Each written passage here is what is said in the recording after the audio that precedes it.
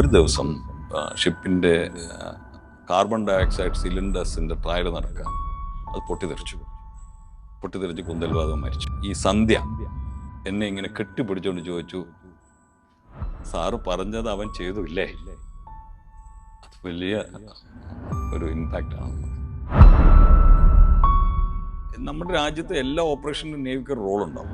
For example, നമ്മളിപ്പോൾ കാർഗിൽ ഓപ്പറേഷനെ കുറിച്ച് നമ്മൾ കേൾക്കുന്നത് കാർഗിൽ ഹൈറ്റ്സിൽ നടന്ന കാര്യങ്ങളാണ്. പക്ഷേ ബാക്ക്ഗ്രൗണ്ടിൽ നേവി എപ്പോഴും ആക്റ്റീവാണ്. അവരെ ബ്ലോക്കേഡ് ചെയ്യണം. മിസ്റ്റർ എ കെ ആന്റണിയുടെ ഒരു ആർജവമില്ലായ്മ, അതാണ് ആ പ്രൊജക്റ്റ് മുമ്പോട്ട് കൊണ്ടുപോകാത്തത്. കേരളത്തിലെ പല പ്രൊജക്ട്സും അദ്ദേഹം കൊണ്ടുവന്നത് മുമ്പോട്ട് കൊണ്ടുപോകാത്തതിൻ്റെ കാര്യം, അദ്ദേഹം ഈ പ്രൊജക്റ്റ് സാങ്ഷൻ ചെയ്യും, വലിയൊരു തറക്കല്ലിടിയിൽ ഒരു ഫംഗ്ഷൻ നടത്തും. പക്ഷേ ഫണ്ടിങ്ങിൻ്റെ സമയത്ത് പോകുമ്പോൾ അദ്ദേഹത്തിന് ഒപ്പിടാൻ ബുദ്ധിമുട്ടായിരുന്നു. അതാണ് സത്യത്തിൽ നിർദ്ദേശം മുമ്പോട്ട് പോകാത്തത്. കുറേ കഴിഞ്ഞപ്പോൾ പെട്ടെന്ന് ഈ കരച്ചിലൊക്കെ നിന്നു. എന്നിട്ട് ഈ അമ്മയും മക്കളും കുടങ്ങളും എടുത്തുകൊണ്ട് പുറത്തേക്ക് വരിക. അപ്പോൾ ഞാൻ വിചാരിച്ചു ഇതിൻ്റെ എന്തോ ഒരു റിച്വലാണ്. ഞാൻ ചോദിച്ചത്, അല്ല സാറേ, ഇപ്പോൾ വെള്ളം വന്നു, ഈ അരമണിക്കൂറേ ഇവർക്ക് വെള്ളം കിട്ടും. ശാന്താറാം മരിച്ചു, പക്ഷെ ഇവർക്ക് ജീവിക്കണമെങ്കിൽ അരമണിക്കൂർ വെള്ളം പിടിക്കണം. അന്നാണ് ഞാൻ ആദ്യമായിട്ട് മനസ്സിലാക്കുന്നത്, നേവിക്ക് വേണ്ടി ജോലി ചെയ്യുന്ന സിവിലിയൻസിന്റെ കണ്ടീഷൻ നമ്മൾ ഉദ്ദേശിക്കുന്ന പോലെയല്ല.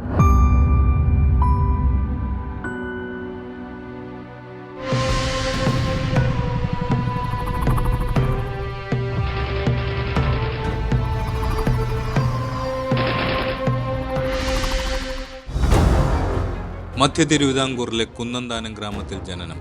പ്രൈമറി പഠനശേഷം കഴക്കൂട്ടം സൈനിക് സ്കൂളിൽ ചേർന്നു. 1971 യുദ്ധത്തിൽ വീരമൃത്യു വരിച്ച സൈനിക് സ്കൂൾ മുൻ വിദ്യാർത്ഥി ലഫ്റ്റനന്റ് രാധാമോഹൻ നരേശിന്റെ ഓർമ്മയ്ക്കായുള്ള ഓൾറൗണ്ടർ ട്രോഫി നേടിയാണ് സ്കൂൾ വിട്ടത്.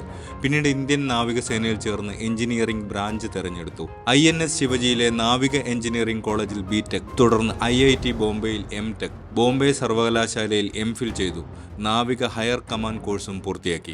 25 വർഷത്തെ നാവികസേനാ ജീവിതം. ശ്രീലങ്ക ഓപ്പറേഷനിടെ സീവാർഡ് ഡിഫൻസ് ബോട്ടിലും പിന്നീട് INS വീറിലും പ്രവർത്തിച്ചു. തദ്ദേശീയമായി വികസിപ്പിച്ച ഡിസ്ട്രോയർ കപ്പലായ INS മുംബൈയുടെ ചീഫ് എഞ്ചിനീയർ ആയിരുന്നു. മുംബൈ നേവൽ ഡോക്യാർഡിൽ യുദ്ധക്കപ്പലുകൾ റിപ്പയർ ചെയ്യുന്ന പ്രവൃത്തി, INS ശിവജിയിൽ ഇൻസ്ട്രക്ടർ എന്നീ നിലകളിലും പ്രവർത്തിച്ചിട്ടുണ്ട്. കാർവാറിൽ പുതിയ നാവിക താവളത്തിലെ യുദ്ധക്കപ്പലുകളുടെ റിപ്പയറിംഗ് യാർഡിൽ ക്യാപ്റ്റൻ സൂപ്രണ്ട് എന്ന നിലയിൽ പ്രവർത്തിച്ചു. 10,000 ടൺ ഭാരമുള്ള കപ്പലുകൾ വരെ പൊക്കിയെടുക്കാൻ കെൽപ്പുള്ള ഇന്ത്യയിലെ ആദ്യത്തെ ഷിപ്പ് ലിഫ്റ്റ് സംവിധാനം കൊണ്ടുവരുന്നതിൽ നേതൃപരമായ പങ്കുവഹിച്ചു. വെസ്റ്റേൺ നേവൽ കമാൻഡ് ആസ്ഥാനത്ത് കമാൻഡ് റിഫിറ്റ് ഓഫീസറായി പ്രവർത്തിക്കവേ റിട്ടയർ ചെയ്തു.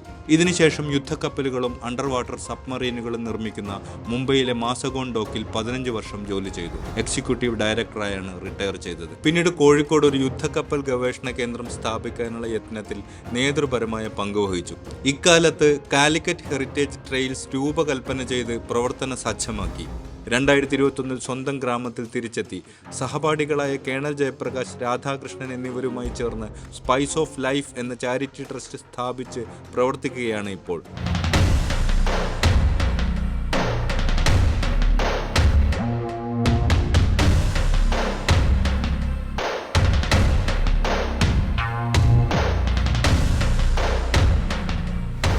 നമ്മളിന്ന് ആദ്യം കണ്ടപ്പോൾ തന്നെ സാറ് പറഞ്ഞൊരു കാര്യം, പട്ടാള കഥയുടെ മൊണ്ടാഷിൽ കാണുന്ന ആ കപ്പൽ അത് എൻ്റെ ഷിപ്പാണെന്നാണ്.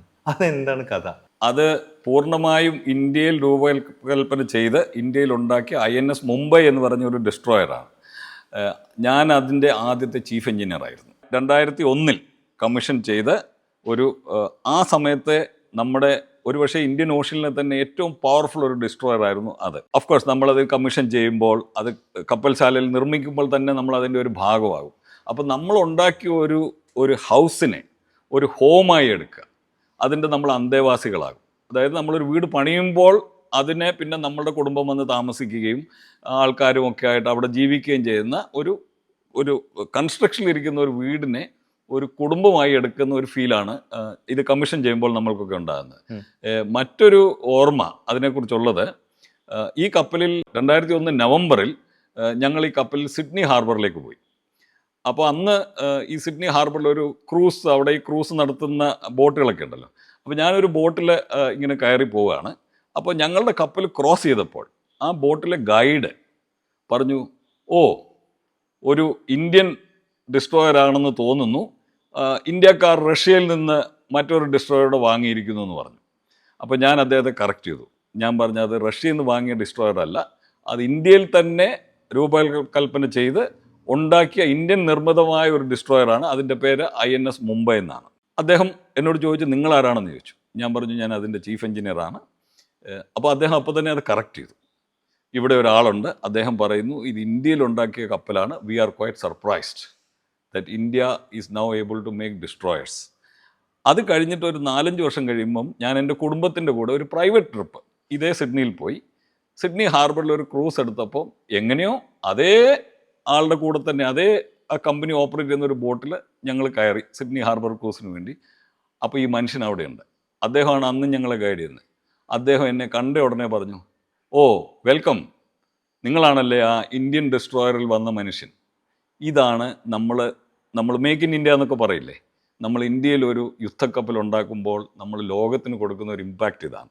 അതുകൊണ്ടാണ് എനിക്ക് INS മുംബൈ എപ്പോഴും ഒരു പ്രൗഡ് ഫീലിംഗ് ആയിട്ട് എൻ്റെ മനസ്സിലുണ്ടാകുന്നത്.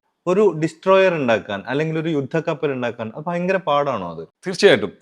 അതായത് ഒരു കപ്പലിൻ്റെ ആദ്യത്തെ ലൈൻ നമ്മൾ വരച്ചു കഴിഞ്ഞാൽ ആ കപ്പൽ നീറ്റിലിറക്കുമ്പോഴേക്ക് ഏതാണ്ട് ഒരു 8-10 വർഷം എടുക്കും. അത്ര ലോങ് ഡ്രോൺ ഒരു പ്രോസസ്സാണ്, അത്ര കോംപ്ലിക്കേറ്റഡ് പ്രോസസ്സാണ്. ഒരു പക്ഷേ ഷിപ്പ് ബിൽഡിംഗ് ആയിരിക്കും ലോകത്തിലെ ഏറ്റവും കോംപ്ലക്സ് ഇൻഡസ്ട്രി. കാര്യം അതിലില്ലാത്ത ഒന്നുമില്ല. ആശുപത്രിയുണ്ട്, മിസൈലുകളുണ്ട്, കിച്ചണുണ്ട്, ബാത്റൂംസ് ഉണ്ട്, വലിയ കോംപ്ലിക്കേറ്റഡ് ഇലക്ട്രോണിക് സിസ്റ്റംസ് ഉണ്ട്, ഗ്യാസ് ടർബൈൻസ് ഉണ്ട്, സാധാരണ വറവ് ചട്ടികളുണ്ട്. അപ്പോൾ ഇത്രയും വേരിയേഷനുള്ള ഒരു സംഗതി ഉണ്ടാക്കിയെടുക്കുക എന്ന് പറഞ്ഞാൽ വളരെ കോംപ്ലക്സ് ആണ്. സാധാരണ ഒരു ഡിസൈൻ തുടങ്ങിയിട്ട് ഒരു 7-8 വർഷം എടുക്കും ഈ കപ്പൽ. പലപ്പോഴും നമുക്ക് പറ്റുന്നത് നമ്മൾ ഇത് ഉണ്ടാക്കിക്കൊണ്ടിരിക്കുമ്പോഴും ടെക്നോളജി മാറും. അപ്പോൾ നമ്മൾ വീണ്ടും പുതുക്കി പണിയണം. അപ്പോൾ അങ്ങനെയാണ് ഇതിന് സമയം എടുക്കുന്നത്. ഇപ്പോഴത്തെ ഒരു കോസ്റ്റ് പറഞ്ഞാൽ ഒരു ഡിസ്ട്രോയറിന് എനിക്ക് തോന്നുന്നു ഒരു 8,000 കോടി തൊട്ട് 10,000 കോടി വരെയാണ്. ഇതാണ് ഒരു കോസ്റ്റ്. എത്ര പേര് ജോലി ചെയ്യും അതിൽ? ഡിസ്ട്രോയറിൽ ഏതാണ്ട് ഒരു 275 പേര് ജോലി ചെയ്യും. എയർക്രാഫ്റ്റ് കാരിയറൊക്കെ ആകുമ്പോൾ അത് വേണമെങ്കിൽ 1,500 2,000 ഒക്കെ ആകും. അങ്ങനെയൊക്കെയാണ് ഒരു സ്ട്രെങ്ത്. ഇപ്പോൾ നമ്മൾ അന്തർവാഹിനികൾ ഉണ്ടാക്കുന്നുണ്ട്. അന്തർവാഹിനിയിൽ പലതിൽ ഒരു 30, 40, 50 പേര്, ഇങ്ങനെയൊക്കെയാണ് ആൾക്കാരുടെ ഒരു സ്ട്രെങ്ത്. അതിനാണ് ജവഹർലാൽ നെഹ്റു പറഞ്ഞിട്ടുള്ളത് ഓരോ യുദ്ധക്കപ്പലും ഓരോ ഇന്ത്യ ആണെന്ന്. കാര്യം ഇത്രയും കൺഫൈൻഡ് ഒരു സ്പേസിനകത്ത് ഈ രാജ്യത്തെ എല്ലാ സ്റ്റേറ്റിൽ നിന്നുള്ള ആൾക്കാർ, എല്ലാ ലെവലിലുള്ള ആൾക്കാർ, പല സ്പെഷ്യലൈസ്ഡുള്ള ആൾക്കാർ വളരെ അടുത്ത് ഒരുമിച്ച് താമസിച്ച് ഒരുമിച്ച് പ്രവർത്തിക്കുന്ന ഒരു മേഖലയാണ്. ഈ ഡിസ്ട്രോയർ അല്ലാതെ സാർ ജോലി ചെയ്ത മറ്റ് ഷിപ്പുകൾ ഏതൊക്കെയാണ്? INS മുംബൈ ആയിരുന്നു, ഡിസ്ട്രോയർ ആയിരുന്നു. അതിലാണ് ഞാൻ ലാസ്റ്റിൽ സെർവ് ചെയ്ത കപ്പൽ. അതുകൂടാതെ അന്ന് റഷ്യയിൽ ഉണ്ടാക്കിയ ഒരു ഫ്രിഗേറ്റ് ഉണ്ട്, INS തൽവാർ എന്ന് പറഞ്ഞിട്ട്. അതിൻ്റെ ട്രയൽസിന് വേണ്ടി ഞാൻ കുറേ നാൾ റഷ്യയിൽ വർക്ക് ചെയ്തു. അതിനു മുമ്പ് INS വീർ എന്ന് പറഞ്ഞ് റഷ്യയിലുണ്ടാക്കിയ വീർ ക്ലാസ് കപ്പലുകൾ, അതും മിസൈൽ കോർവെറ്റ്സ് ആയിരുന്നു, അതിൽ വർക്ക് ചെയ്തിട്ടുണ്ട്. പിന്നെ അതിനു മുമ്പ് ശ്രീലങ്ക ഓപ്പറേഷന് വേണ്ടി സ്പെഷ്യലായിട്ട് ഉണ്ടാക്കിയ ചെറിയ കപ്പലുകളുണ്ട്, അതിന് നമ്മൾ പേര് പോലും ഇല്ലാത്ത ബോട്ടുകൾ എന്നാണ് നമ്മൾ പറയുക, അതിൽ വർക്ക് ചെയ്തിരുന്നു. പിന്നീട് എൻ്റെ ട്രെയിനിങ് നടന്നത് INS അംബ എന്ന് പറഞ്ഞ് പണ്ട് നമ്മൾ റഷ്യയിൽ നിന്ന് വാങ്ങിച്ചൊരു കപ്പലും, അതിനു മുമ്പ് ഇംഗ്ലണ്ടിൽ നിന്ന്, അതായത് 2ാം ലോക മഹായുദ്ധത്തിൻ്റെ വിൻറ്റേജിലുള്ള ഒരു INS തൃശ്ശൂൽ എന്ന് പറഞ്ഞ ഒരു സ്റ്റീം ഓപ്പറേറ്റഡ് ഒരു കപ്പലിൽ. അപ്പോൾ ഇത്രയും കപ്പലുകളിലാണ് ഞാൻ ജോലി ചെയ്തിട്ടുള്ളത്. സാർ ഈ അന്തർവാഹിനികളിൽ ജോലി ചെയ്തിട്ടുണ്ടോ? എനിക്ക് 1-2 പ്രാവശ്യം സെയിൽ ചെയ്യാനുള്ള അവസരം കിട്ടിയിട്ടുണ്ട്, പക്ഷേ അതെൻ്റെ ബ്രാഞ്ച് അല്ലായിരുന്നു. പക്ഷേ പിന്നീട് നമ്മൾക്ക് പറയാം, ഞാൻ മാസഗോണ്ടോക്കിൽ വർക്ക് ചെയ്യുമ്പം ഈ അന്തർവാഹിനിയുടെ ഡിസൈൻ സെക്ഷനിലായിരുന്നു. അങ്ങനെ എനിക്ക് ആ ഒരു അന്തർവാഹിനികളുമായിട്ടൊരു ബന്ധമുണ്ട്. പലതവണ പറഞ്ഞൊരു പേരാണ് റഷ്യ. ഈ റഷ്യയായിട്ട് സാർക്ക് എന്താ ശരിക്കും ബന്ധം? 1960കളിൽ ആണ് നമ്മളുടെ ബന്ധം തുടങ്ങുന്നത്. റഷ്യയും ഇന്ത്യയും തമ്മിൽ വളരെ ഒരു ഇൻറ്റിമേറ്റ് ബോണ്ടാണ്. ഇപ്പോഴും നമ്മൾക്ക് വളരെയധികം പേഴ്സണൽ ഫ്രണ്ട്സ്, റഷ്യയിൽ മാത്രമല്ല പഴയ സോവിയറ്റ് റിപ്പബ്ലിക്കിലെ യുക്രൈൻ ഇങ്ങനെയൊക്കെയുള്ള സ്ഥലങ്ങളിൽ ഇപ്പോഴും നമുക്ക് വളരെയധികം ഫ്രണ്ട്സ് ഉണ്ട്. അപ്പോൾ അവർക്ക് ഇന്ത്യ എന്ന് പറഞ്ഞൊരു ഫാസിനേഷനാണ്. രാജ് കപൂർ പാട്ടുകൾ, മേരാ ജൂത്ത ഹേ ജാപ്പാനി, ഇതൊക്കെ പാടിക്കഴിഞ്ഞാൽ അവരവർ നമ്മുടെ കൂടെ ഡാൻസ് ചെയ്യും. അങ്ങനെയുള്ള ആൾക്കാരാണ്. അവർക്കൊരു ഫാസിനേഷനാണ് ഇന്ത്യ. പണ്ട് ബ്രിട്ടീഷുകാർ ഇന്ത്യ ഭരിച്ചുകൊണ്ടിരുന്ന സമയത്ത് റഷ്യക്ക് എപ്പോഴും ഇന്ത്യയെ ക്യാപ്ചർ ചെയ്യണമെന്നൊരു ആഗ്രഹം ഉണ്ടായിരുന്നു. ഇൻഫാക്ട് നമ്മൾ ഈ പറയുന്ന ഫസ്റ്റ് അഫ്ഗാൻ വാറൊക്കെ തുടങ്ങാൻ ഇതാണ് ഒരു കാരണം. അപ്പോൾ അന്ന് തൊട്ടേ നമ്മൾക്കൊരു ബന്ധമുണ്ട്. പിന്നീട് നമ്മളെ റഷ്യ സ്ട്രാറ്റജിക്കലായിട്ട് വളരെയധികം ഹെൽപ്പ് ചെയ്യുന്നുണ്ട്. നമ്മുടെ ചില IITകൾ ഫോർ എക്സാമ്പിൾ സ്റ്റാർട്ട് ചെയ്തത് റഷ്യയുടെ സഹായത്തോടെയാണ്. സ്പേസ് പ്രോഗ്രാം സ്റ്റാർട്ട് ചെയ്തത് റഷ്യയുടെ സഹായത്തോടെ. നേവിയിലായിരുന്നു ഏറ്റവും കൂടുതൽ ഹെൽപ്പുള്ളത്. എയർഫോഴ്സ് മിഗുകളൊക്കെ അവർ തന്നാണ്. പക്ഷേ നേവിയിലായിരുന്നു ഏറ്റവും കൂടുതൽ ഹെൽപ്പുകളുള്ളത്. അത് നേവി വളരെ ഫലപ്രദമായിട്ട് ഉപയോഗിച്ചെന്ന് പറഞ്ഞാൽ ആദ്യകാലത്ത് നമ്മൾ അവിടുന്ന് കപ്പലുകൾ വാങ്ങും. പണ്ടൊക്കെ ഒരു ചൊല്ലുണ്ടായിരുന്നു, നമ്മളവർക്ക് പിന്നെ വാഴപ്പഴവും ഉള്ളിയും കൊടുക്കും, അവർ നമ്മൾക്കൊരു കപ്പൽ തരും. അങ്ങനെയായിരുന്നു. പക്ഷേ അത് വളരെ ഇൻറ്റിമേറ്റ് ഒരു ബോണ്ടായിരുന്നു. അത്ര ഈസി ആയിരുന്നില്ല. പക്ഷേ നമ്മൾ അവരുടെ അടുത്തു നിന്ന് ഇതിൻ്റെ ഡിസൈൻസും വാങ്ങിയിരുന്നു. അങ്ങനെയാണ് നമ്മൾക്കൊരു ഡിസൈൻ ഡയറക്ടറേറ്റ് ഉണ്ടായത്. പലപ്പോഴും നമ്മളുടെ കപ്പലിൻ്റെ പല ഭാഗങ്ങളും അത് റഷ്യയിൽ നിന്നായിരിക്കും വരിക. എൻജിൻസ് ഫോർ എക്സാമ്പിൾ നമ്മൾ യുക്രൈനിൽ നിന്നാണ് വാങ്ങുന്നത്. വെപ്പൺറി റഷ്യയിൽ നിന്നാണ് വാങ്ങുന്നത്. ഒരു രാജ്യവും ഒരു കപ്പൽ മുഴുവൻ സ്വന്തമായിട്ട് ഉണ്ടാക്കുന്നില്ല. അത് ചൈനയാണെങ്കിലും US ആണെങ്കിലും ആരും ഉണ്ടാക്കുന്നില്ല. ഇപ്പോൾ റഷ്യയിൽ ഒരു കപ്പൽ ഉണ്ടാക്കുന്നതെന്ന് വെച്ചാൽ, ഞാൻ പറഞ്ഞ റഷ്യയിൽ ഉണ്ടാക്കുന്ന കപ്പലിൻ്റെ പല ഭാഗങ്ങളും നമ്മുടെ ഇന്ത്യയിൽ BHEL-ലും ബെല്ലിലും മിഡാനിയിലും ഒക്കെ ഉണ്ടാക്കിയതാണ്. അത് ഇവിടുന്ന് നമ്മൾ അവിടെ കൊണ്ടുപോയി അവിടെ ഫിറ്റ് ചെയ്യണം. അപ്പോൾ ഇതാണ് ഒരു ഷിപ്പ് ബിൽഡിംഗ് ടെക്നോളജി എന്ന് പറഞ്ഞാൽ. ഒരു ഇൻ്റഗ്രേറ്റഡ് എഫേർട്ടാണ്, പല രാജ്യങ്ങളുടെ എഫേർട്ടാണ്. പക്ഷേ ഇതിൻ്റെ ബേസിക് കസ്റ്റോഡിയനും അല്ലെ ബേസിക് ഡിസൈനറും ബേസിക് ഓണറും ഒരു രാജ്യമായിരിക്കും. ഇതാണ് ലോകം മുഴുവനുള്ള ഒരു കൺസെപ്റ്റ്. സാർ നേരത്തെ നമ്മൾ സംസാരിക്കുമ്പോൾ പറഞ്ഞൊരു കഥയാണ്, സോവിയറ്റ് യൂണിയൻ തകർന്നത് എൻ്റെ ജീവിതത്തിൽ ഉണ്ടാക്കിയ മാറ്റം. അതെന്തായിരുന്നു കഥ? അത് ഞാൻ INS വീറിൽ വർക്ക് ചെയ്യുന്ന സമയത്താണ്.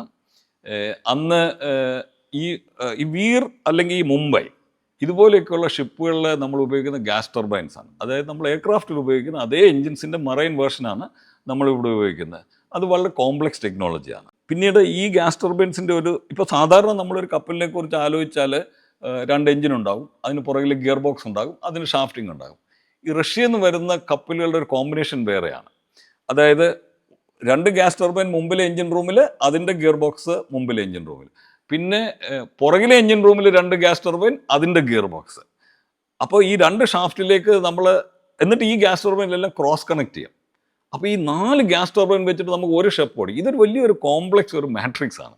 അപ്പോൾ ഈ ടെക്നോളജി റഷ്യയിലാണ് ഉണ്ടായത്. അപ്പോൾ നമ്മുടെ രാജ്യത്ത് ഈ INS വീർ എന്ന് പറഞ്ഞ കപ്പലിലാണ് ഇത് ആദ്യമായിട്ട് ഈ എൻജിൻ മാറ്റിയിട്ട് പുതിയ എൻജിൻ ഫിറ്റ് ചെയ്യേണ്ട ഒരു സിറ്റുവേഷൻ വന്നത്.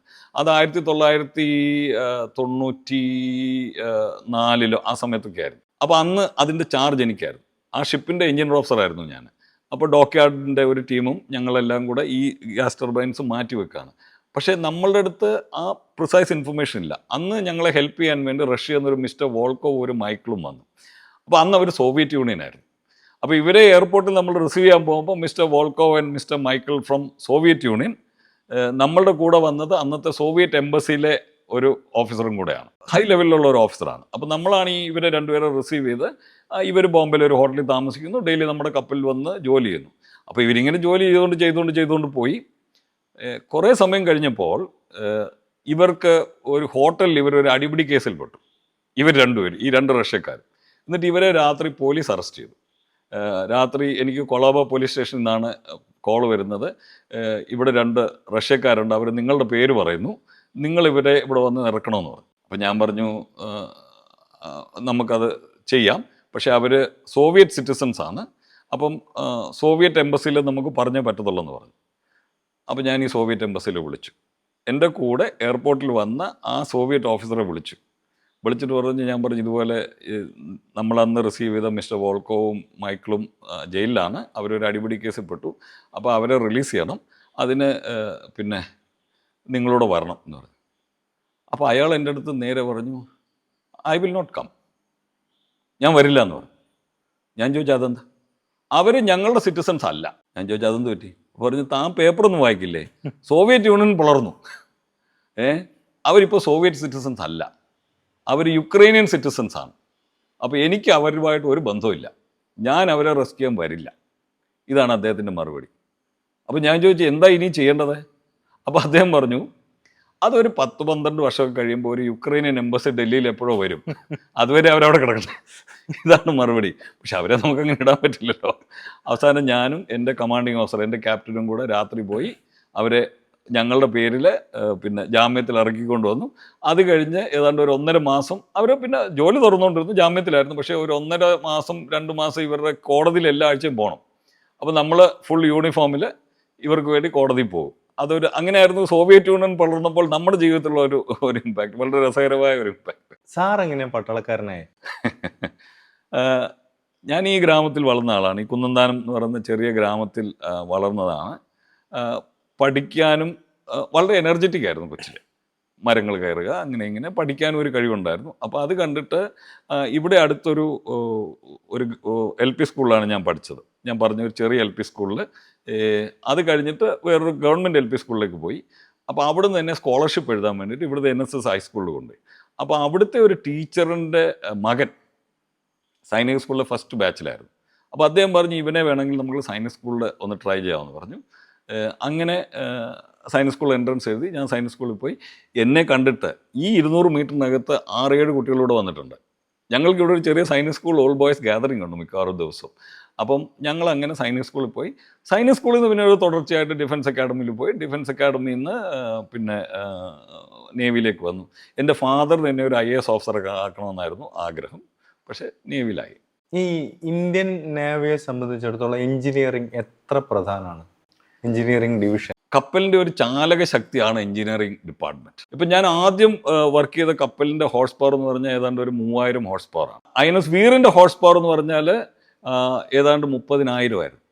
INS മുംബൈയുടെ ഹോഴ്സ് പവർ 60,000 ആയിരുന്നു. അപ്പോൾ ഇത്രയും ജനറേറ്റ് ചെയ്യുന്ന എൻജിൻസ് അല്ലെങ്കിൽ ടർബൈൻസ് അവിടെയുണ്ട്. പമ്പുകൾ, ഒരു ഷിപ്പിൽ ഏതാണ്ട് ഒരു 100-ൽ കൂടുതൽ പമ്പുകളുണ്ടാവും. ഇതിൻ്റെ എല്ലാം ലൈനുകൾ, കിലോമീറ്ററുകളോളം ലൈനുകളുണ്ടാവും. പിന്നെ മറ്റ് ഷിപ്പിൻ്റെ വേസ്റ്റ് ഡിസ്പോസ് ചെയ്യുന്ന ഗാർബേജ് ഡിസ്പോസൽ, വെള്ളം ഉണ്ടാക്കാനുള്ള ഇവോപ്പറേറ്റേഴ്സ് ഉണ്ടാവും. അപ്പോൾ ഇതെല്ലാം കൺട്രോൾ ചെയ്യുന്നത് എഞ്ചിനീയറിംഗ് ഡിപ്പാർട്ട്മെൻറ്റ്. സാധാരണ നിങ്ങളിപ്പോൾ ഒരു ഷിപ്പിൽ ഒരു വിസിറ്റിന് പോയാൽ ആ മോൾ തട്ടിൽ കാണുന്നത് നല്ല വൈറ്റ് യൂണിഫോമിൽ കാണുന്നതിന് അതിനെക്കാട്ടിൽ വളരെ അധികം സംഗതികൾ ഇതിനടിയിലുണ്ട്. ഇതിനടിയിലാണ് നമ്മൾ ജോലി ചെയ്യുന്ന സ്ഥലങ്ങൾ. അതാണ് എഞ്ചിനീയറിംഗ് ഡിപ്പാർട്ട്മെൻറ്റിൻ്റെ ഒരു പ്രത്യേകത. വെപ്പൺ, ഷിപ്പിലൊരു വെപ്പൺ വെച്ചു. സാധാരണ കപ്പൽ സെയിൽ ചെയ്യുമ്പോൾ മിക്കവാറും വെപ്പൺസ് കാണില്ല. അപ്പോൾ ഒരു യുദ്ധം ഉള്ളപ്പോഴാണ് വെപ്പൺസ് ലോഡ് ചെയ്ത് അവരെല്ലാം അതിന് റെഡിയാകുന്നത്. അതുപോലെ കമ്മ്യൂണിക്കേഷൻ, അവർ highly അലേർട്ടായിരിക്കും, bridge highly അലേർട്ടായിരിക്കും, torpedoes load ചെയ്യും അവരെല്ലാം. പക്ഷേ എഞ്ചിൻ റൂം ഡിപ്പാർട്ട്മെൻറ്റിന് ഒരു മാറ്റവും വരുന്നില്ല. എഞ്ചിൻ റൂം ഡിപ്പാർട്ട്മെൻറ്റ് എപ്പോഴും ഒരു വാർലൈക്ക് സിറ്റുവേഷനിലാണ്, എപ്പോഴും ആക്റ്റീവാണ്.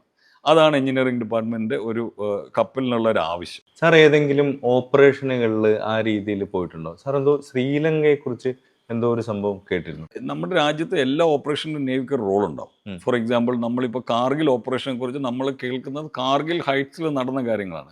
പക്ഷേ ബാക്ക്ഗ്രൗണ്ടിൽ നേവി എപ്പോഴും ആക്റ്റീവാണ്. അവരെ ബ്ലോക്കേഡ് ചെയ്യണം. ശ്രീലങ്കയിൽ കുറച്ചുകൂടെ ഒരു ഇൻട്രസ്റ്റിംഗ് ഓപ്പറേഷൻ ആയിരുന്നു. ഞാൻ പറഞ്ഞില്ലേ, ഈ ചെറിയൊരു ബോട്ട്, അത് അവിടുത്തെ കടലിൽ സെയിൽ ചെയ്യാൻ വേണ്ടി. കാര്യം അവിടെ ആഴം ഏതാണ്ട് ഒരു 3 മീറ്റർ 3.5 മീറ്ററൊക്കെ ഉള്ളൂ, ആഴം വളരെ കുറവാണ്. അപ്പോൾ ആ കപ്പലുകളിൽ, ആ കടലിൽ സെയിൽ ചെയ്യാൻ വേണ്ടി ആഴം കുറഞ്ഞ കപ്പലുകളാണ് ഈ ബോട്ടുകളാണ് ഉണ്ടാക്കിയത്. അപ്പോൾ അതിലൊന്നിൽ സീവേർഡ് ഡിഫൻസ് ബോട്ട് 58 എന്നുള്ള അതിൻ്റെ എഞ്ചിൻ ഓഫീസർ ആയിരുന്നു ഞാൻ. അപ്പോൾ ഞങ്ങളുടെ സത്യത്തിൽ ആ ശ്രീലങ്കയിൽ 3 റോള് ചെയ്തിട്ടുണ്ട്. ഈ 1980കളിൽ 3 റോളാണ് ചെയ്തത്. ആദ്യം നമ്മൾ ചെയ്തത് ഈ ശ്രീലങ്കയ്ക്കും ഇന്ത്യക്കും ഇടയ്ക്ക് കച്ചദ്വീപ് എന്ന് പറഞ്ഞൊരു ചെറിയ ദ്വീപുണ്ട്. അവിടെയാണ് ശ്രീലങ്കയിൽ നിന്ന് വന്നിരുന്ന മിക്കവാറും തമിഴ് വംശജരായ മത്സ്യത്തൊഴിലാളികളും നമ്മുടെ രാമേശ്വരം, മണ്ഡപം, തമിഴ്നാട് തീരത്തു നിന്നുള്ള മത്സ്യത്തൊഴിലാളികളും പോയി. അതിന് ചുറ്റും നല്ല ടൈഗർ പ്രോൺസ് കിട്ടും. വളരെയധികം മത്സ്യസമ്പത്തുള്ള സ്ഥലമാണ്. അപ്പോൾ ഇവരെല്ലാം അവിടെ വന്ന് മീൻ പിടിക്കും. പിടിച്ചിട്ട് ഇവരെല്ലാം ബന്ധുക്കാരും ഫ്രണ്ട്സും ഒക്കെയാണ്. അവരങ്ങോട്ടും ഇങ്ങോട്ടും മിങ്കിൾ ചെയ്യും. 2-3 ദിവസം ആ ദ്വീപിൽ താമസിക്കും. അവിടെ ഒരു പള്ളിയൊക്കെ ഉണ്ട്. അപ്പോൾ അതെല്ലാം ചെയ്ത് ഇങ്ങനെ താമസിക്കുന്നൊരു സമയമായിരുന്നു. അപ്പോഴാണ് ശ്രീലങ്ക ഈ കച്ചദ്വീപിന് ചുറ്റും ഒരു എംബാർഗോ ഉണ്ടാക്കിയത്. അതായത് ഇന്ത്യൻ ഫിഷർമെൻ അങ്ങോട്ട് പോകാൻ പാടില്ല എന്നൊരു എംബാർഗോ ഉണ്ടാക്കി. അപ്പോഴാണ് ഞങ്ങളെ ആദ്യമായിട്ട് തമിഴ്നാട് ഗവൺമെൻറ്റാണ് നേവിയെ മദ്രാസിലേക്ക് ഇൻവൈറ്റ് ചെയ്യുന്നത്. നമ്മളുടെ ഫിഷർമെനെ എസ്കോട്ടായിട്ട് ഇന്ത്യൻ നേവി പോകണം. അപ്പോൾ ആദ്യത്തെ ഞങ്ങളുടെ റോള്, ഞങ്ങൾ രാമേശ്വരത്ത് പോയി നങ്കൂരം ഇടും. എന്നിട്ട് ഒരു 10-300 ഈ ഫിഷിംഗ് ബോട്ടുകളുണ്ടാവും. ഇവരെയും കൊണ്ട് നമ്മൾ കച്ചദ്വീപിലേക്ക് പോകും.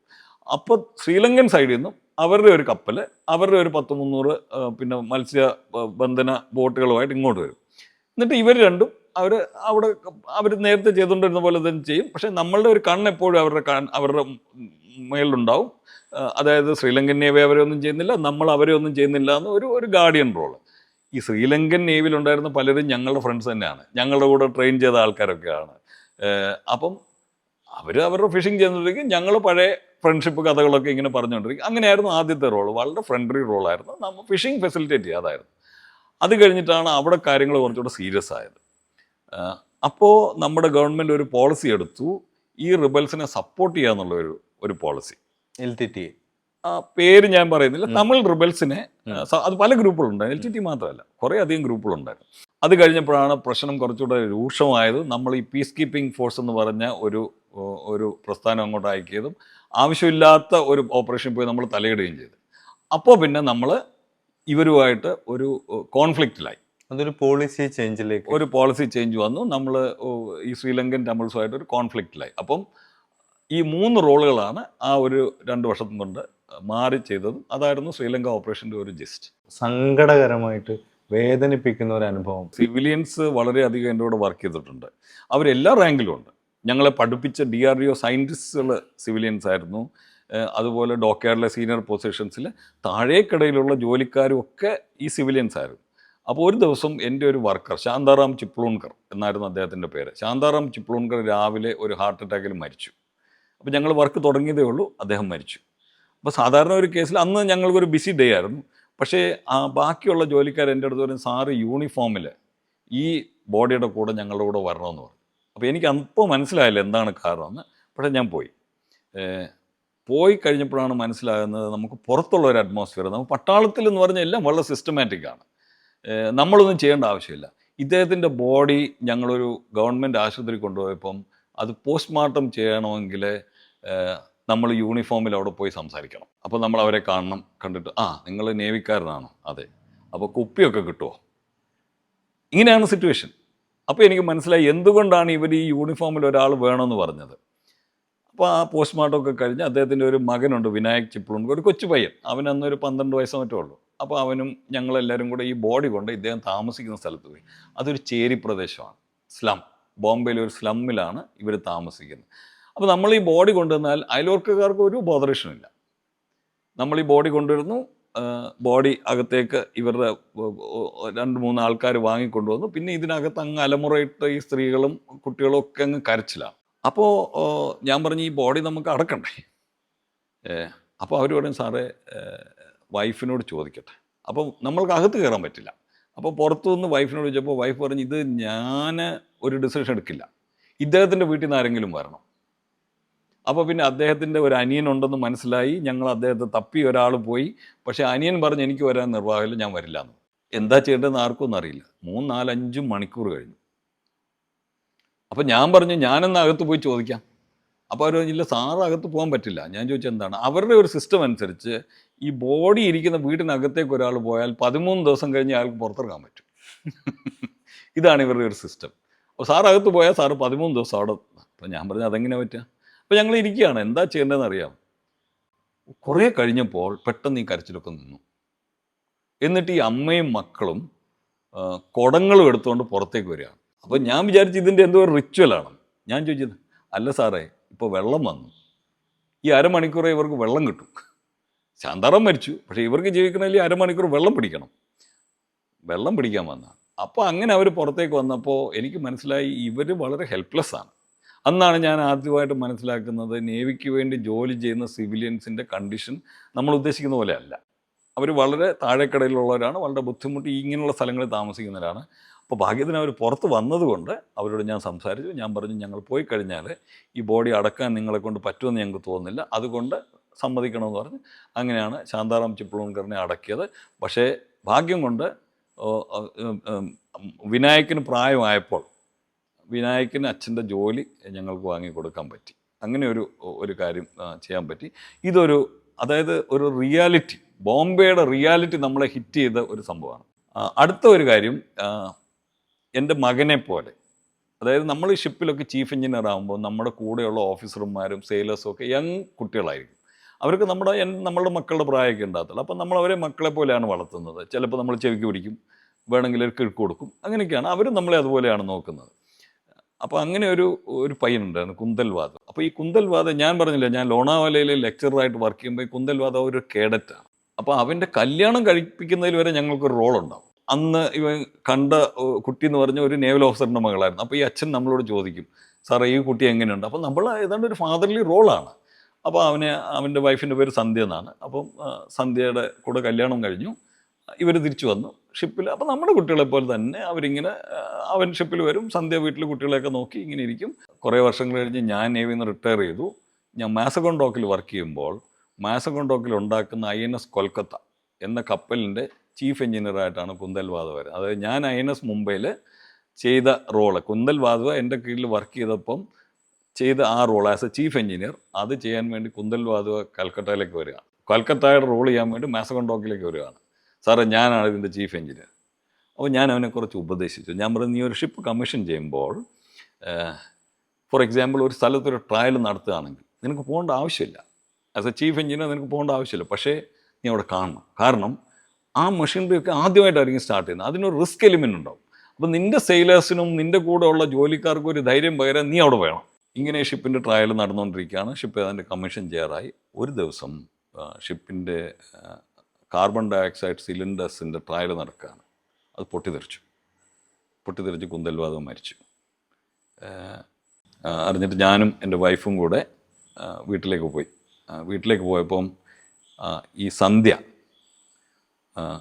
എന്നെ ഇങ്ങനെ കെട്ടിപ്പിടിച്ചുകൊണ്ട് ചോദിച്ചു, സാറ് പറഞ്ഞത് അവൻ ചെയ്തു ഇല്ലേ? അത് വലിയ ഒരു ഇമ്പാക്റ്റാണ് നമുക്ക്. കാരണം നമ്മളാണ് പറഞ്ഞത് അവന് കാർബൺ ഡയോക്സൈഡിൻ്റെ ട്രയലിനൊന്നും പോകേണ്ട ആവശ്യമില്ല. പക്ഷേ അവനോട് പോയി. അവൻ്റെ വൈഫിനോട് പറയുകയും ചെയ്തു, ഇതെന്നോട് സാറ് പഠിപ്പിച്ച കാര്യമാണ്, ഞാൻ അവിടെ പോകുന്നുള്ളൂ. ആ കുട്ടി എന്നോട് ചോദിച്ചാൽ സാറ് പറഞ്ഞ അവൻ ചെയ്തു ഇല്ലേ? സന്ധ്യയുടെ മകൻ നളിൻ, ജിയ അവരൊക്കെ IIT ഒക്കെ പഠിച്ച് വലിയ കുട്ടികളായി. ഇപ്പോഴും നമ്മുടെ ഒരു കുടുംബാംഗങ്ങളെ പോലെയാണ്.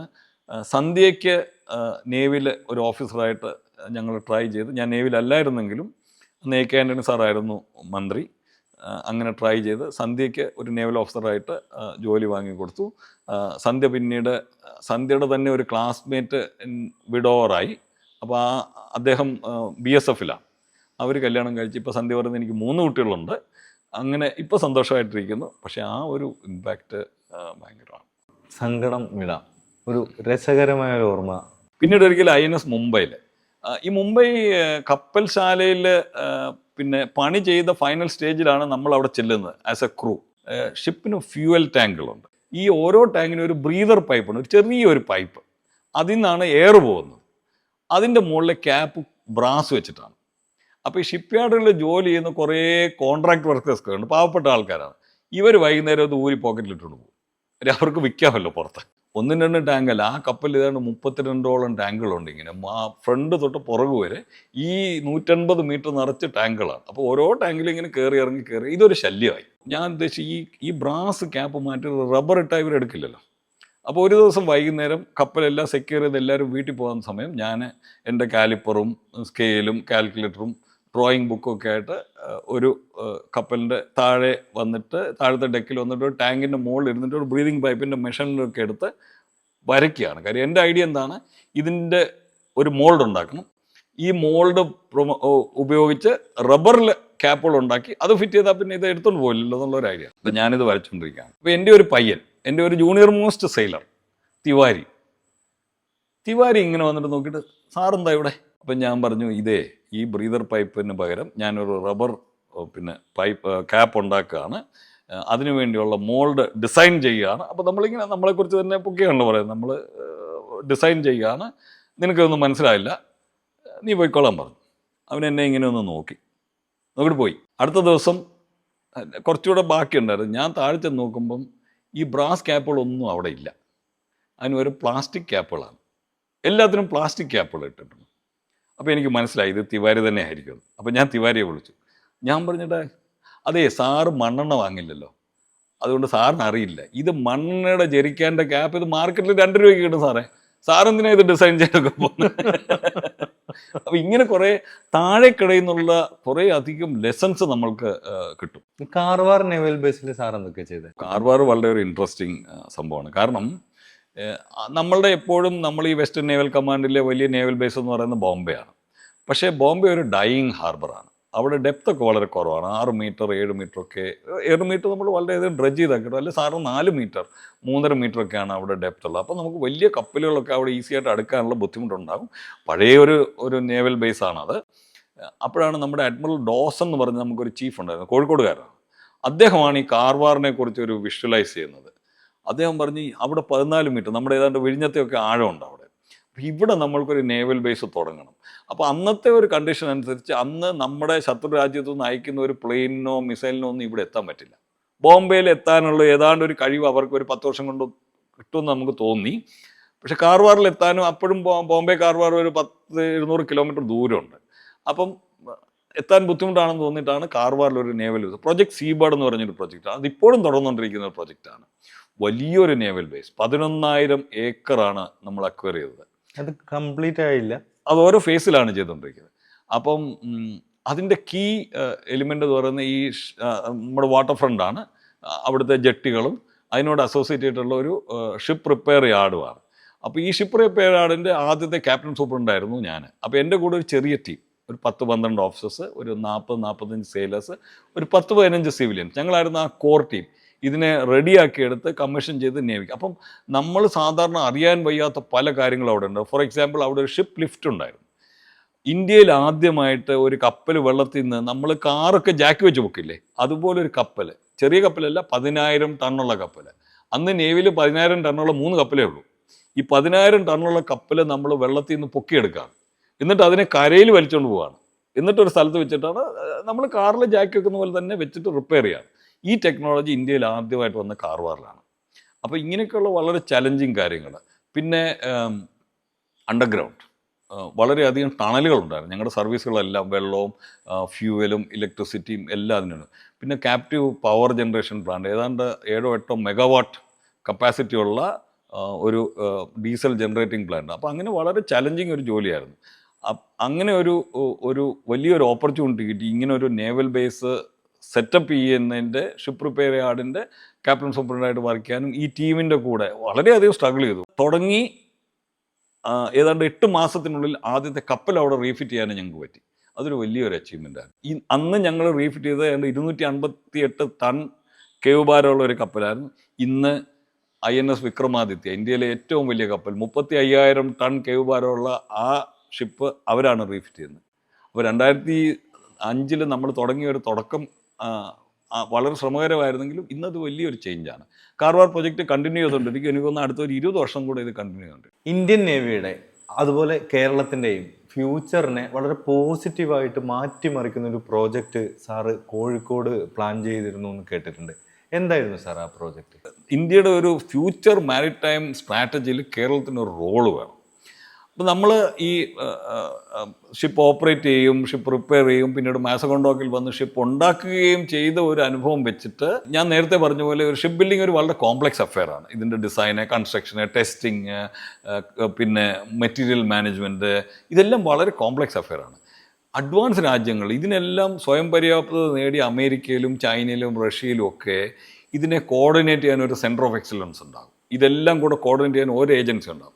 ആ ഏജൻസി ആയിട്ട് national institute of research and development in defence ship building എന്ന് പറഞ്ഞിട്ട് നിർദ്ദേശം എന്ന പേരിൽ കോഴിക്കോട് ചാലിയത്തിന് ഒരു വലിയ ചരിത്രമുണ്ട്. അതായത് മാലിക് ദിനാറിൻ്റെ കാലം തൊട്ടേ ചാലിയത്ത് കപ്പലുകൾ വന്നിരുന്നു. പിന്നെ ഒരു പോർച്ചുഗീസ് കോട്ട ചാലിയത്തുണ്ടായിരുന്നു, അത് സാമൂതിരി അടിച്ചു തകർത്താണ്. അപ്പോൾ അവിടെ ഒരു ചരിത്രമുണ്ട്.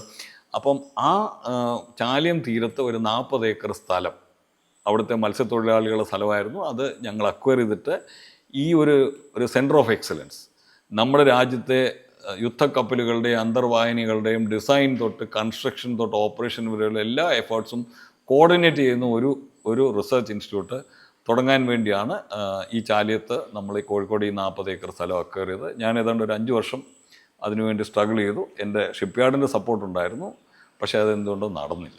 അഡ്മിനിസ്ട്രേറ്റീവ് സാങ്ഷൻ ഒക്കെയാണോ? അതെ, അത് ഉള്ള സത്യം പറഞ്ഞാൽ അന്ന് ഡിഫൻസ് മിനിസ്റ്റർ പിന്നെ മിസ്റ്റർ ആൻ്റണി ആയിരുന്നു. അപ്പോൾ മിസ്റ്റർ ആൻ്റണിയെ നമ്മൾ സമീപിച്ചിട്ടാണ് ഈ ഒരു പ്രൊജക്റ്റ് നമ്മൾ ഏറ്റെടുത്തത്. കേരളത്തിലെ എല്ലാ ഗവൺമെൻറ്റും അതിനോട് സപ്പോർട്ടീവായിരുന്നു. ലോക്കൽ ആൾക്കാർക്ക് വളരെ ബുദ്ധിമുട്ടുണ്ടായിരുന്നെങ്കിലും അവർ ഈ പ്രൊജക്റ്റിൻ്റെ ഒരു ഇമ്പോർട്ടൻസ് മനസ്സിലാക്കിയിട്ട് അവരും വളരെ സപ്പോർട്ടീവായിരുന്നു. പക്ഷേ നമ്മൾ അവസാനം ഫണ്ടിങ്ങിന് പോയപ്പോൾ ഉള്ള സത്യം പറഞ്ഞാൽ ഈ മിസ്റ്റർ AK ആൻ്റണിയുടെ ഒരു ആർജവമില്ലായ്മ, അതാണ് ആ പ്രൊജക്റ്റ് മുമ്പോട്ട് കൊണ്ടുപോകാത്തത്. കേരളത്തിലെ പല പ്രൊജക്ട്സും അദ്ദേഹം കൊണ്ടുവന്നത് മുമ്പോട്ട് കൊണ്ടുപോകാത്തതിൻ്റെ കാര്യം, അദ്ദേഹം ഈ പ്രൊജക്റ്റ് സാങ്ഷൻ ചെയ്യും, വലിയൊരു തറക്കല്ലിടിയിലൊരു ഫംഗ്ഷൻ നടത്തും. പക്ഷേ ഫണ്ടിങ്ങിൻ്റെ സമയത്ത് പോകുമ്പോൾ അദ്ദേഹത്തിന് ഒപ്പിടാൻ ബുദ്ധിമുട്ടായിരുന്നു. അതാണ് സത്യത്തിൽ നിർദ്ദേശം മുമ്പോട്ട് പോകാത്തത്. സാറിൻ്റെ ഒരു എൻജിനീയറിംഗ് ബുദ്ധിയാണ്, അതേസമയം തന്നെ സാറ് ചെയ്യുന്ന കാര്യങ്ങളിൽ വളരെ ഗംഭീരമായിട്ടുള്ള ഫിക്ഷൻ എഴുത്ത്, അതുപോലെ തന്നെ ചരിത്ര എഴുത്ത്, അങ്ങനെയുള്ള പുസ്തകങ്ങളുടെ ഒരു ലോകം കൂടിയുണ്ട്. ഇപ്പോൾ സാറ് ഏതാണ്ട് 4-5 ബുക്സ് എഴുതി. പ്രധാനപ്പെട്ട ഇന്ത്യയിലെ പ്രധാനപ്പെട്ട പബ്ലിഷേഴ്സാണ് അത് പ്രസിദ്ധീകരിച്ചത്. ശോഭാഡയെ പോലെയുള്ള ആളുകളൊക്കെയാണ് അതിന് അവതാരികയൊക്കെ എഴുതിയത്. സാറിൻ്റെ കോഴിക്കോടിനെ കുറിച്ചുള്ള ചരിത്ര പുസ്തകത്തിന് അതിന് MGS ആണ് അവതാരിക എഴുതിയത്. അപ്പോൾ സാർ എങ്ങനെയാണ് ഇതിൻ്റെയൊക്കെ കൂടെ ഈ പുസ്തകം, ചരിത്രം ഇതൊക്കെ ആയിട്ട് മുമ്പോട്ട് പോകുന്നത്? ആദ്യമായിട്ട് ഈ കഥകളോടുള്ള ഒരു കമ്പം നമ്മൾക്ക് എല്ലാവർക്കും ഉള്ള ഒരു കമ്പമാണ്. നമ്മളുടെ കുട്ടിക്കാലത്ത് നമ്മളുടെ മുത്തശ്ശിമാർ നമുക്ക് പറഞ്ഞു തന്ന ബെഡ് ടൈം സ്റ്റോറീസും ഇതൊക്കെയാണ്. എൻ്റെ മുത്തശ്ശി എനിക്ക് പറഞ്ഞു തന്ന ചരിത്രമാണ്. അവരെന്നോട് സേതു ലക്ഷ്മിബായിയുടെയും മാർത്താണ്ഡവർമ്മയുടെയും അങ്ങനെയുള്ള ചരിത്രങ്ങളാണ് പറഞ്ഞത്. അതിൻ്റെ കൂടെ ഈ കഥകളൊക്കെ പറഞ്ഞുതരും. അപ്പോൾ കഥ കേൾക്കുന്ന ഒരു വലിയൊരു കമ്പമായിരുന്നു. ഞാൻ പഠിച്ചത് സൈനിക് സ്കൂളിലാണ്. സൈനിക് സ്കൂളിൽ ഹിസ്റ്ററി പഠിപ്പിക്കുന്ന ഒരു നാടകം പോലെയായിരുന്നു. ഞങ്ങളുടെ തോമസ് സാറ് രാജ്പുത്തൊക്കെ ആയിട്ട് ആക്ട് ചെയ്തിട്ടാണ് വരുന്നത്, അല്ലെങ്കിൽ ബാബറായിട്ട് അക്ബറായിട്ട് ഒക്കെ ആക്ട് ചെയ്തിട്ടാണ് ഹിസ്റ്ററി പഠിപ്പിക്കുന്നത്. അപ്പോൾ അങ്ങനെ ഒരു വലിയൊരു സ്റ്റോറി ടെല്ലിംഗ് കേപ്പബിലിറ്റി നമ്മളിലേക്ക് അത് വളർത്തിയെടുത്തു. പിന്നെ പട്ടാളക്കാർക്കുള്ള ഒരു പ്രത്യേകത എന്ന് പറഞ്ഞാൽ അവർ ഏത് സ്ഥലത്ത് പോയാലും അതിനെക്കുറിച്ച് പഠിക്കും, ആ സ്ഥലത്തിനെക്കുറിച്ച് പഠിക്കും.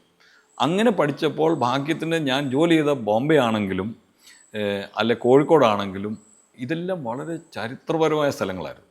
അപ്പോൾ ചരിത്രം ഒരു ഇൻട്രസ്റ്റ് ഉള്ളതുകൊണ്ട് അതിനെക്കുറിച്ച് പഠിച്ചു. ഞാൻ ജോലി ചെയ്ത നേവൽ ഡോക്യാർഡിലാണ്. ഇപ്പോഴും വെള്ളത്തിൽ പൊങ്ങിക്കിടക്കുന്ന 206 വർഷം പഴക്കമുള്ള HMS ട്രിങ്കോമലി എന്ന് പറഞ്ഞ കപ്പലുണ്ടാക്കിയത് ബോംബെ ഡോക്യാർഡിൽ. അതുണ്ടാക്കിയ ബോംബെ ഡോക്ക് ഇപ്പോഴും അവിടെയുണ്ട്. 1735 ഉണ്ടാക്കിയ ഡോക്ക് ഇപ്പോഴും അവിടെയുണ്ട്. അത് വർക്ക് ചെയ്യുന്നതാണ്. അപ്പോൾ അങ്ങനെ വളരെ ഹിസ്റ്റോറിക്കൽ. ഞാൻ വർക്ക് ചെയ്ത മാസഗോൺ ഡോക്ക് 1774 ഉണ്ടാക്കിയതാണ്. അപ്പോൾ ഈ സ്ഥലത്തിനെല്ലാം ചരിത്രമുണ്ട്. ഇതിനെ ചുറ്റിപ്പറ്റിയുള്ള സ്ഥലങ്ങൾക്കും ബോംബെ, മാസഗോൺ ഇങ്ങനെയൊക്കെയുള്ള സ്ഥലങ്ങൾ, ബോംബെ ഫോർട്ട്. അപ്പം ഇവിടെയൊക്കെ ഇതിനെക്കുറിച്ചൊക്കെ അറിഞ്ഞു കഴിയുമ്പോൾ ഞാൻ ഈ ആൾക്കാരെ കൊണ്ട് ഇവിടെയൊക്കെ നടക്കും, ഇതിൻ്റെ കഥകൾ ഇങ്ങനെ പറഞ്ഞ് നടക്കും. അപ്പം കുറച്ച് കഴിയുമ്പോൾ അവർ തന്നെ പറയും, നീ എന്തുകൊണ്ട് ഇതൊരു പുസ്തക രൂപത്തിലാക്കുന്നത്? അങ്ങനെയാണ് ഈ ബോംബെയെക്കുറിച്ചും മാസഗോണിനെക്കുറിച്ചും മാസഗോൺ ഡോക്കിനെക്കുറിച്ചും HMS ട്രിങ്കോമലിയെക്കുറിച്ചും ഒക്കെയുള്ള കോഴിക്കോടിനെക്കുറിച്ചും. കോഴിക്കോട് ഈ ഒരു എഫേർട്ട് കാരണം ഇപ്പോൾ ഒരു വലിയൊരു ഹെറിറ്റേജ് ടൂറിസം ഹബ്ബായിരിക്കുകയാണ്. അപ്പോൾ അങ്ങനെയുള്ള പുസ്തകങ്ങൾ അങ്ങനെയാണ് എഴുതിയത്. കേരളത്തിൽ ലിറ്ററേച്ചർ ഫെസ്റ്റ് നടക്കും. KLFൻ്റെ ഒരു ഭാഗമായിട്ട് DC ബുക്സ് എന്നോട് ഹെറിറ്റേജ് വാക്സ് നടത്താൻ പറയുമായിരുന്നു. അപ്പോൾ അന്ന് ഞാൻ കോഴിക്കോടാണ്. അപ്പോൾ 2019 ഞാൻ കോഴിക്കോട് നിന്ന് തിരിച്ചു പോകുന്ന ഒരു സമയം വന്നപ്പോഴാണ് DC ബുക്സ് എന്നോട് പറഞ്ഞ് എന്തുകൊണ്ട് ഇതൊരു പുസ്തകമാക്കിക്കൂടാ. അങ്ങനെയാണ് കോഴിക്കോടിന്. സൈനിക സ്കൂളിൻ്റെ കഥകൾ നമ്മൾ ജീവിച്ച കഥകളാണ്. ഞാനിവിടെ സാറിൻ്റെ വീട്ടിൽ വന്നപ്പോൾ പല സ്ഥലത്തു നിന്നുള്ള പലതരം സാധനങ്ങൾ, സാരികൾ, പിന്നെ സ്പൈസസ്, ഇതുപോലുള്ള പല സാധനങ്ങൾ കണ്ടു. സാറിന് ഇപ്പം എന്താ ശരിക്കും പരിപാടി? എൻ്റെ മനസ്സിലൊരു ഉദ്ദേശം ഉണ്ടായിരുന്നു, ഗ്രാമത്തിലേക്ക് തിരിച്ചു പോവുക, തിരിച്ചു പോയിട്ട് ഗ്രാമത്തിന് വേണ്ടി എന്തെങ്കിലും ചെയ്യുക. എൻ്റെ അമ്മ എൻ്റെ വലിയൊരു ഇൻസ്പിറേഷനാണ്. അപ്പോൾ അമ്മ അസുഖബാധിതയായി, അമ്മയും ഈ ഗ്രാമത്തിൽ തന്നെയാണ് താമസിക്കുന്നത്. അപ്പോൾ തിരിച്ചു വരണമെന്ന് ഒരാഗ്രഹം ഉണ്ടായിരുന്നു. കുറച്ച് ബുദ്ധിമുട്ടുകളൊക്കെ ഉണ്ടായിരുന്നു സെറ്റിൽ ചെയ്യാൻ വേണ്ടിയിട്ട്. പക്ഷേ ഞങ്ങളിവിടെ ഒന്ന് സെറ്റിൽ ചെയ്തു. സെറ്റിൽ ചെയ്തപ്പോൾ ഇവിടുത്തെ ആൾക്കാരെ ഹെൽപ്പ് ചെയ്യാൻ എന്താണ് ചെയ്യാൻ പറ്റുക എന്നുള്ള ഒരു മനസ്സിലൊരു തോന്നലുണ്ടായി. അപ്പോഴാണ് മനസ്സിലായത് നമ്മുടെ നാട്ടിലുള്ള പല പ്രൊഡ്യൂസുകളുണ്ട്. കുരുമുളക്, പുളി, ഏലം, ഗ്രാമ്പു, ജാതിക്ക, ജാതിപത്രി, ഏത്തയ്ക്ക ഉപ്പേരി, ചക്ക ഉപ്പേരി, ചമ്മന്തിപ്പൊടി, മുളക് പൊടി, ചിരട്ടത്തവികൾ, ഇങ്ങനെയൊക്കെയുള്ള പ്രൊഡ്യൂസ് ചെയ്യുന്ന ആൾക്കാരൊക്കെ ഇവിടെയുണ്ട്. പക്ഷെ അവർക്ക് ഒരു റീസണബിൾ റേറ്റ് മാർക്കറ്റിൽ കിട്ടുന്നില്ല. അപ്പം ഞാൻ എൻ്റെ ഫ്രണ്ട്സിന്, എനിക്ക് ഈ ഏതാണ്ട് ഒരു 50 വർഷത്തോളം ഉള്ള ഒരു ഫ്രണ്ട്ഷിപ്പുണ്ട്. അത് ഇന്ത്യ മുഴുവൻ എന്താണെങ്കിലും ഉണ്ട്, ഇന്ത്യക്ക് പുറത്തുമുണ്ട്. അപ്പോൾ ഇവരോടൊക്കെ ഞാൻ സംസാരിച്ചു. ഞാൻ പറഞ്ഞു, നിങ്ങൾക്ക് ആമസോണിൽ കിട്ടുന്നതിനെക്കാട്ടിൽ കുറഞ്ഞ റേറ്റിൽ ഞങ്ങളുടെ ഗ്രാമത്തിലെ സാധനങ്ങൾ എത്തിച്ചേരാമെന്ന് പറഞ്ഞു. അപ്പോൾ അവരിത് ചോദിക്കാൻ തുടങ്ങി. അങ്ങനെയാണ് ഈ സ്പൈസസ് കൊടുത്തിട്ടാണ് ഞങ്ങളിത് തുടങ്ങിയത്. അപ്പോൾ അതിനൊരു പേരിട്ടു, സ്പൈസ് ഓഫ് ലൈഫ്. അപ്പോൾ നാട്ടിലെ ആൾക്കാരുടെ സാധനങ്ങൾ വാങ്ങുക, അവർക്കൊരു ബെറ്റർ പ്രൈസ് കൊടുക്കുക, എന്നിട്ട് ഈ സാധനങ്ങൾ നമ്മുടെ ഫ്രണ്ട്സിന് എത്തിക്കുക. അപ്പോൾ അവർ നമ്മൾക്ക് പൈസ തരും. അപ്പോൾ നമുക്കൊരു മാർജിനുണ്ട്. ആ മാർജിൻ എന്ത് ചെയ്യണമെന്നൊരു തോന്നൽ, അത് നാട്ടിലേക്ക് തന്നെ തിരിച്ച് ചാരിറ്റിക്ക് ഉപയോഗിച്ചു. അപ്പോൾ ഇവിടെ പാവപ്പെട്ടവർക്ക് വീൽ ചെയർ വാങ്ങിച്ചു കൊടുക്കുക, ഹോസ്പിറ്റൽ ബെഡ് വാങ്ങിച്ചു കൊടുക്കുക, ഡയാലിസിസിന് പൈസ കൊടുക്കുക, എയർ ബെഡ് വാങ്ങിക്കൊടുക്കുക, പഠിത്തത്തിനുള്ള ഞങ്ങളുടെ ഇവിടെ ഒരു ഹരിജൻ സെറ്റിൽമെൻ്റ് ഉണ്ട്. അവിടുത്തെ ആദ്യത്തെ സ്കോളർഷിപ്പ് നേടിയ പയ്യൻ്റെ കോച്ചിങ് ഞങ്ങളാണ് ചെയ്തത്. സാർ ഒറ്റയ്ക്കാണോ അതോ വേറെ? ഞങ്ങൾ സൈനിക് സ്കൂളിൻ്റെ ഒരു 3 പേരുടെ ഒരു കൂട്ടായ്മയായിട്ട്, പിന്നെ ഞങ്ങൾ ഇതൊരു ട്രസ്റ്റായിട്ട് രജിസ്റ്റർ ചെയ്തു. അതാണ് spice of life charitable trust. ഇതൊരു വലിയൊരു നെറ്റ്വർക്കാണ്. എന്നെ ഇവിടെ സപ്പോർട്ട് ചെയ്യാൻ ഞങ്ങളുടെ ഈ ട്രസ്റ്റ് കൂടാതെ എൻ്റെ ബാല്യകാല സുഹൃത്തുക്കളുണ്ട്. പ്രൊഫസർ രാജീവ്, അത് അവരൊക്കെ ഞങ്ങൾ കൊച്ചിലെ ഒരുമിച്ച് ജനിച്ച് വളർന്നവരാണ്. പിന്നെ കുറേ എക്സ്പേർട്സ് ഉണ്ട്. നബാർഡിൻ്റെ റിട്ടയേർഡ് ഒരു ചീഫ് ജനറൽ മാനേജർ ഒരു ഡോക്ടർ ഉഷാമണി, ഇവരൊക്കെ കേരളത്തിലുള്ളവരാണ്. അതുപോലെ കോഴിക്കോട് സ്പൈസ് മാർക്കറ്റിലെ ആൾക്കാർ, ഇവരൊക്കെ നമ്മുടെ മെൻറ്റേഴ്സാണ്. ഞങ്ങളുടെ വീട്ടിലായിരുന്നു 17 വർഷം ഈ ഗ്രാമത്തിലെ പോസ്റ്റ് ഓഫീസ്. അപ്പോൾ നമുക്ക് പോസ്റ്റ് ഓഫീസുമായിട്ടൊരു ബന്ധമാണ്. ഇപ്പം ഈ കുന്നന്താനത്തെ പോസ്റ്റ് ഓഫീസ് ഇതിൻ്റെ ഒരു ഭാഗമാണ്. അപ്പോൾ നമ്മളെപ്പോൾ പാഴ്സൽ കൊണ്ടുവന്നാലും അവരത് വളരെ ക്വിക്കായിട്ട് അവരത് അയച്ചു കൊടുക്കും. അതിനെ അവർ ട്രാക്ക് ചെയ്യും. അതവിടെ ചെല്ലുന്നു അവരെ നമ്മളോട് പറയും. ഇങ്ങനെ ഒരു വലിയൊരു ഇക്കോ സിസ്റ്റമാണ്, ഒരു വളരെ ഫ്രണ്ട്ലി ഒരു ഇക്കോ സിസ്റ്റം, ഒരു നൊസ്റ്റാൾജിക് ഇക്കോ സിസ്റ്റം. അതാണിപ്പോൾ എൻ്റെ പ്രോജക്ട്സ്.